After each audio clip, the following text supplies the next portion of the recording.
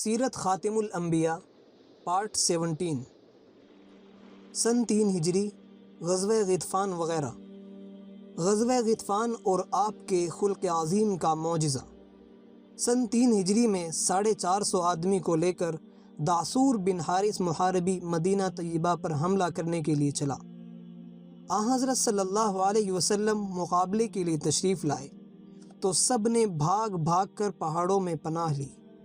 نبی کریم صلی اللہ علیہ وسلم مطمئن ہو کر میدان سے واپس آئے۔ اس وقت اتفاقاً بارش سے آپ کے کپڑے تر ہو گئے۔ آپ نے ان کو سکھانے کے لیے نکال کر ایک درخت پر پھیلا دیا اور خود اس کے سائے میں لیٹ گئے۔ ادھر دعصور پہاڑ کے اوپر سے دیکھ رہا تھا۔ جب اس نے دیکھا کہ آپ مطمئن ہو کر لیٹ گئے تو سیدھا آپ کے سرہانے پہنچا اور تلوار کھینچ کر سامنے آیا اور کہا، بتلاؤ اب تمہیں میرے ہاتھ سے کون بچائے گا؟ مگر مقابلے میں خدا کا رسول تھا۔ بغیر کسی ہراس کے جواب دیا کہ ہاں، اللہ تعالیٰ بچائے گا۔ اس کلمے کا سننا تھا کہ دعصور کے بدن پر راشا پڑ گیا اور تلوار ہاتھ سے گر گئی۔ اب نبی کریم صلی اللہ علیہ وسلم نے تلوار اٹھا کر فرمایا کہ تم بولو اب تمہیں کون بچائے گا؟ اس کے پاس اس کے سوا کیا جواب تھا کہ کوئی نہیں۔ نبی کریم صلی اللہ علیہ وسلم کو اس کی بیچارگی پر رحم آ گیا اور اس کو معاف فرما کر چھوڑ دیا۔ دعصور یہاں سے اٹھا اور یہ اثر لے کر اٹھا کہ نہ فقط خود مسلمان ہوا بلکہ اپنی قوم میں جا کر اسلام کا ایک زبردست مبلغ بن گیا۔ دل میں سما گئی ہے قیامت کی شوخیاں، 2-4 دن رہے تھے کسی کی نگاہ میں۔ حضرت حفصہ رضی اللہ تعالی عنہ اور حضرت زینب رضی اللہ تعالی عنہ سے نکاح۔ شعبان 3 ہجری میں ام المؤمنین حضرت حفصہ رضی اللہ تعالی عنہ اور رمضان 3 ہجری میں حضرت زینب بنت خزیمہ رضی اللہ تعالی عنہ آپ کے نکاح میں آئیں۔ غزوہ احد۔ احد مدینے کے قریب ایک پہاڑ ہے۔ جس جگہ جہاد ہوا ہے اسی جگہ حضرت ہارون علیہ السلام کی قبر بھی ہے۔ یہ جہاد باتفاق جمہور شوال 3 ہجری میں ہوا ہے اور تاریخ میں مختلف اقوال بھی ہیں، 7، 8، 9، 10، 11۔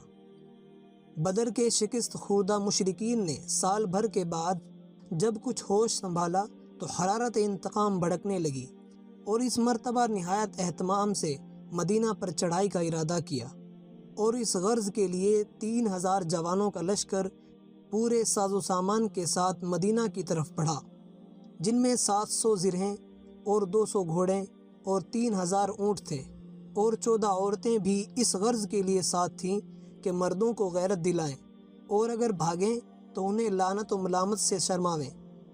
ادھر حضرت صلی اللہ علیہ وسلم کی چچا حضرت عباس رضی اللہ تعالیٰ عنہ جو اس وقت اسلام لا چکے تھے مگر ابھی تک مکہ ہی میں مقیم تھے، انہوں نے فوراً تمام حالات لکھ کر ایک تیزرو قاصد کے ہاتھ حضرت صلی اللہ علیہ وسلم کے پاس بھیج دیے۔ آپ صلی اللہ علیہ وسلم کو اطلاع ہوئی تو فوراً 2 آدمی تحقیق حالات کے لیے آگے بھیجے۔ انہوں نے آ کر خبر دی کہ قریش کا لشکر مدینہ پر آ پہنچا۔ چونکہ شہر پر حملے کا اندیشہ تھا، ہر طرف پہرے بٹھا دیے گئے اور صبح کو آپ صلی اللہ علیہ وسلم صحابہ سے مشورہ کرنے کے بعد 1000 صحابہ کی جمعیت کے ساتھ مدینہ سے باہر تشریف لائے، جن میں عبداللہ ابن ابی منافق اور اس کے 300 ہم خیال منافقین بھی شامل تھے، مگر یہ سب کے سب راستے ہی سے واپس ہو گئے اور اب مسلمانوں کا لشکر صرف 700 رہ گیا۔ فوج کی ترتیب اور صحابہ کرام رضوان اللہ تعالی علیہ مجمعین کے لڑکوں کا شوق جہاد۔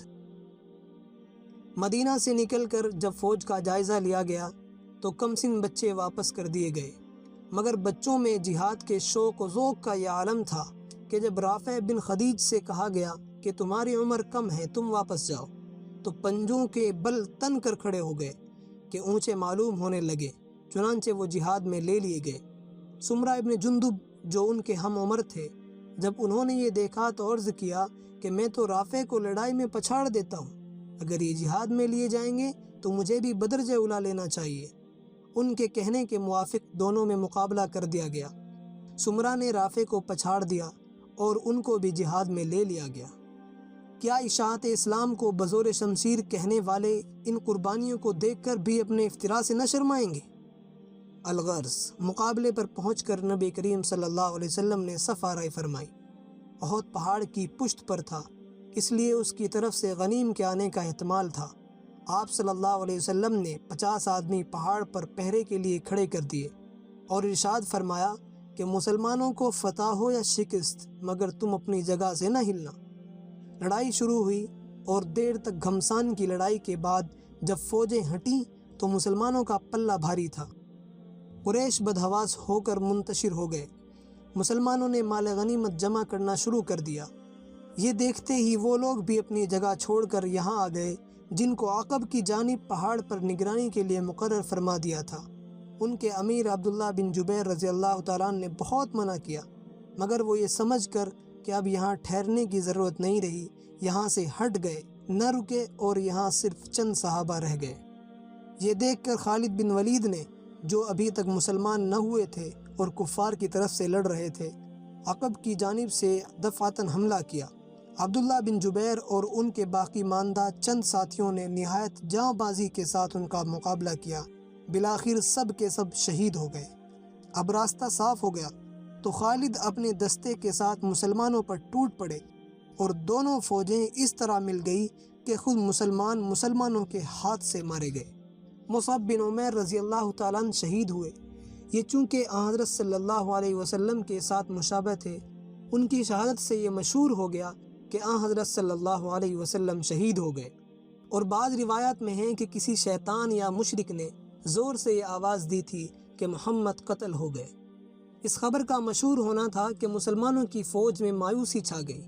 بڑے بڑے بہادروں کے پاؤں کھڑ گئے، لیکن بہت سے جاں نثار لوگ اس وقت بھی برابر سرگرم قتال تھے، مگر سب کی نگاہیں اسی کعبہ مقصود رسول اللہ صلی اللہ علیہ وسلم کو اشتیاق کے ساتھ ڈھونڈ رہی تھی۔ سب سے پہلے حضرت کعب بن مالک رضی اللہ تعالیٰ عنہ کی آپ صلی اللہ علیہ وسلم پر نظر پڑی۔ انہوں نے خوشی سے پکارا کہ مبارک ہو، رسول اللہ صلی اللہ علیہ وسلم یہاں بخیر و عافیت تشریف فرما ہے۔ یہ سنتے ہی صحابہ آپ صلی اللہ علیہ وسلم کی طرف دوڑ پڑے، مگر ساتھ ہی کفار نے بھی سب طرف سے ہٹ کر اسی جانب رخ کیا۔ کئی مرتبہ آپ صلی اللہ علیہ وسلم پر حملہ ہوا، مگر آپ محفوظ رہے۔